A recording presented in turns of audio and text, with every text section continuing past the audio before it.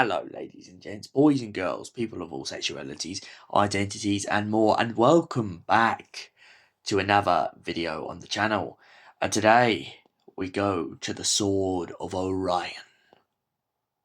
Yes, after the tragedy of the R101, the Doctor and Charlie take a trip to none other than the Sword of Orion. And upon arriving, Charlie has an absolute ballser where she's trying to explain to a merchandiser at a stall about her pet, Ramsay. Ramsay being the Voltazor from the last episode.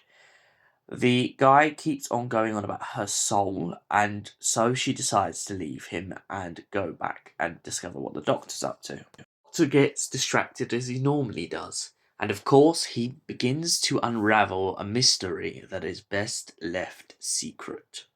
As he dives deeper into the mystery, he finds himself with a hustler and a crew of scrappers who go aboard a ship in the lost belt of Orion. Unbeknownst to them, they're about to unlock a sinister evil, an evil that should be left closed forever. They're about to discover a ship containing millions upon millions of resting Cybermen. And little beknownst to them, but their captain is also not what she seems. It turns out that their captain is an android sent by a further higher up intelligence who is trying to change the tide in the Orion War. Cybermen, thought to be extinct, are clutching inside of their tombs, waiting to be awakened. And so they are when a Cyberman picks up the senses of human beings and begins to puppet with them like mouses to cheese in a trap. The Doctor and Charlie arrive in the giant space crater by accident and find a member of the crew dead. They get blamed for the murder, and of course the Doctor, trying to prove his innocence, has nothing else to do than to investigate into the conspiracy.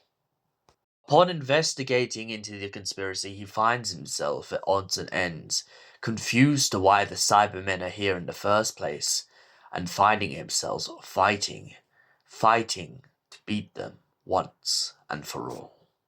Towards the end of the story, the Doctor begins to fight at odds and ends with the android, deciding whether her means and her motives are any better than the Cybermen.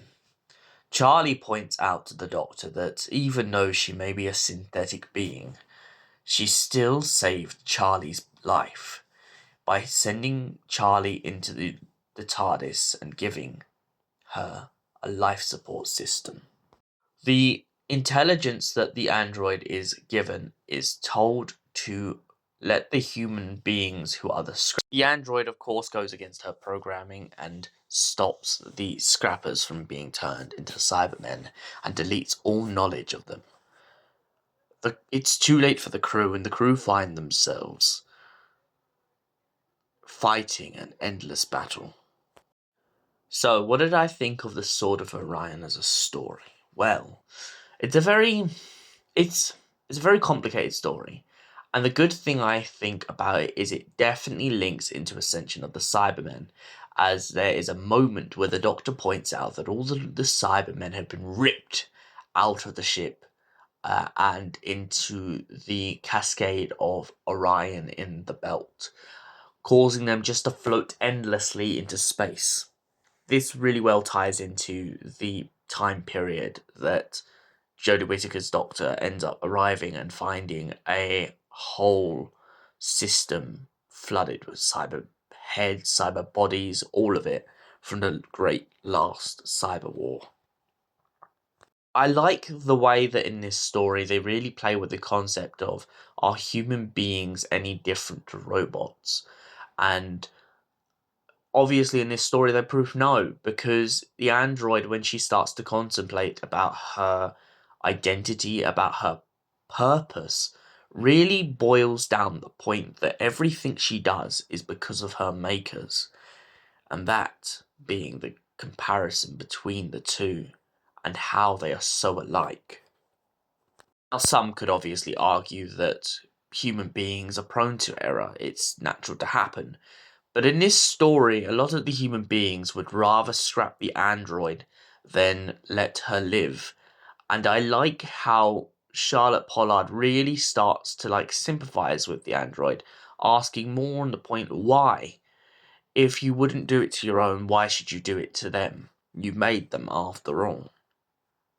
It also really plays on the desperation of the Cybermen as a whole, as it shows how far they're willing to go, as most of this story is set not only just on a cruiser, but it's also set in a part of the galaxy where there's a lot of ion storms, and the Cybermen still, they don't have an answer, and they have no engines to save them, and yet they're still willing to keep pushing into this endless abyss, even though they're going nowhere. And the Doctor really starts to push their buttons and question whether they have the will to do it. The Cybermen do everything in this story to try and destroy the humans, even puppeting one of their leaders to turn the whole crew against them. And this is what I think makes the story stand out as a whole. This whole idea of, could you really be tricked by your own crew? Can you really trust anyone when you're being chased by the Cybermen? Now for my scoring. I'm going to give the Sword of Orion a solid 7 out of 10. It's not a bad story, but it's not a great story. I think it goes up there with Ascension of the Cybermen and a lot of other Cyberman stories, but it still has a couple elements where it's more just running up and down corridors.